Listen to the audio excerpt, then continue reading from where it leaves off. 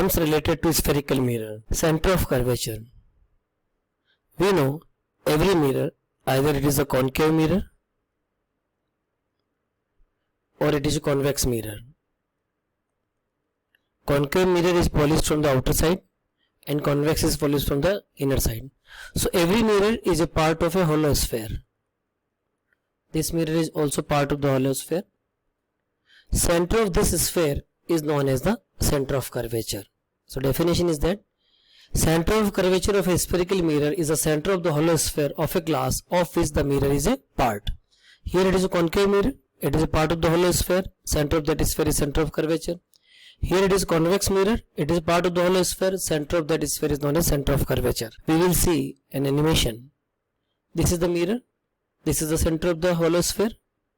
This center of the hollow sphere is known as center of curvature. So again listen all of you. Every mirror is a part of the hollow sphere. Center of that sphere is known as the center of curvature. So this mirror is a part of a hollow sphere. Center of that sphere is center of curvature. Radius of curvature. Again, every mirror is a part of a hollow sphere.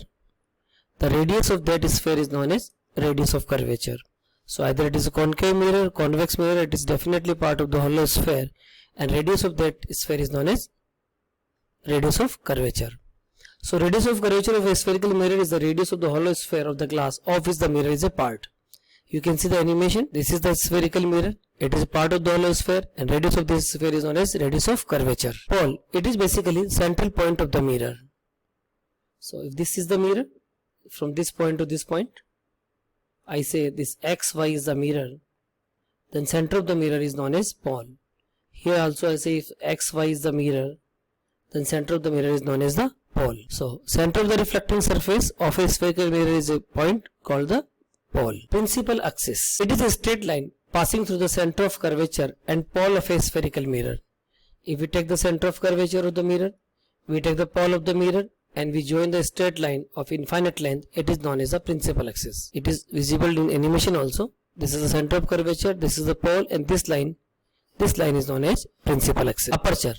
Aperture is basically size of the mirror or surface of the mirror or size of the mirror from which reflection can take place is called the aperture. And generally the aperture of the mirror is assumed small. So if we take the mirror and measure with the help of the scale, if the length is given to us 7 cm, then approximate aperture we will say it is 7 cm.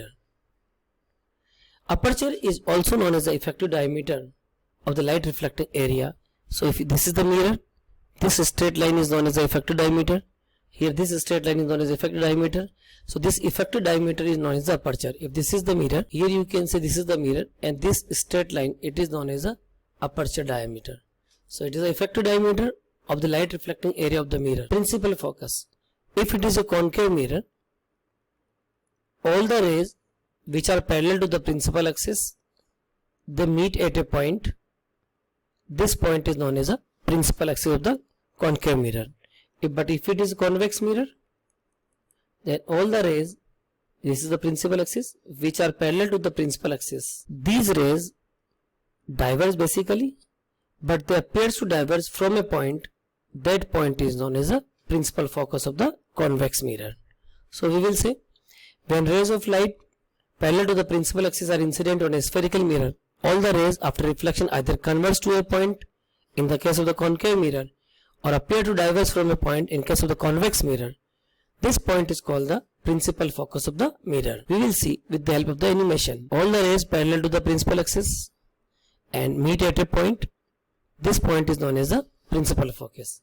In case of the convex mirror, all the rays which are parallel to the principal axis, they basically diverge. But when you retrace in the backward direction, they appear to meet at a point, and it appears they are diverging from this point. This is known as the focus of the convex mirror. One thing you are supposed to know, this is known as the real focus because rays are really intersecting, and in the case of the convex mirror or diverging mirror, it is known as the virtual focus because rays are not really intersecting.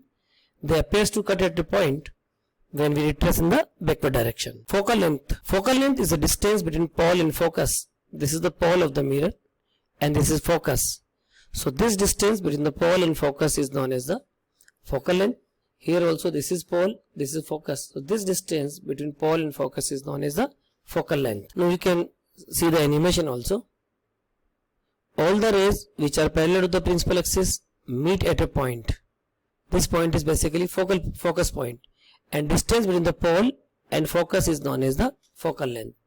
This is the situation of the concave mirror. If it is convex mirror, which is diverging mirror, in this situation all the rays which are parallel to the mirror principal axis, they are diverging.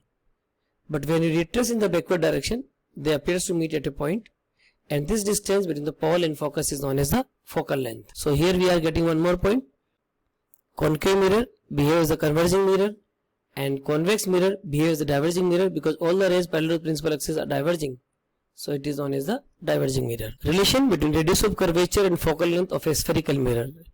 Radius of curvature is written by the formula R. It is the distance between the pole and center of curvature. And focal length is the distance between pole and focus. It is written by the F. A relation between focal length F and radius of curvature R is F equal to R upon 2. It means if this distance is 10 cm from pole to focus, then pole to center of curvature distance will be 20 cm, because this is just double. Which is converging, which is diverging, we have discussed it. That if it is a concave mirror, it will converge the rays at a point, so it is converging. And if it is a convex mirror, this mirror diverges the rays, it is known as the diverging mirror. So all of you can see it. All the rays which are parallel to the principal axis, they converge at a point. That point is known as a focal point, and it is converging mirror. And here all the rays which are parallel to the principal axis, they diverge basically, but when you retrace in the backward direction, they appears to meet at a point, so it is known as a diverging mirror. We can see animation again. Here also, this is the converging mirror, it is a concave, it is a diverging mirror, it is convex.